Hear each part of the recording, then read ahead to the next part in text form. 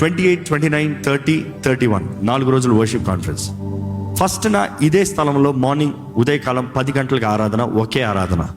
దాని తర్వాత సాయంత్రం నుండి 21 days fasting prayer starting in Secunderabad. So నేను ఎంతో ఆశపడ్డా, ప్రార్థన చేశాను, వర్షిప్ కాన్ఫరెన్స్ అంటే ఫాస్టింగ్ ప్రేయర్స్ కావాలి, 21 days ఫాస్టింగ్ ప్రేయర్. అది ఎంతో బలమైంది, ఎంతో ఘనమైంది. Don't miss it. ఎన్నో గొప్ప సాక్ష్యంలో మేము సేవలు విన్నది ఆ 21 days ఫాస్టింగ్ ప్రేయర్స్లో దేవుడు జరిగించిన కార్యాలు, కుటుంబాలను కట్టిన విధానాలు, కుటుంబాలుగా దేవుడి సన్నిధిలో చేరి ప్రార్థన, సమర్పణ, లోబడటంతో, దేవుడి వాక్యం ద్వారా వారు ప్రార్థనలు ఎదుగుతంతో ఎంతో బలపరచబడ్డారు. ఎన్నో గొప్ప కార్యాలు చూసాం. సో ఇది ఎలాగా ఈసారి అవుతుందా అవ్వదా, కేవలం ఆన్లైన్ అయిపోతుందా అని ఎంతో కలవరపడ్డాము. కానీ దేవుడు ఆశ్చర్యరీతిగా తలుపుడు తెరిచాడు.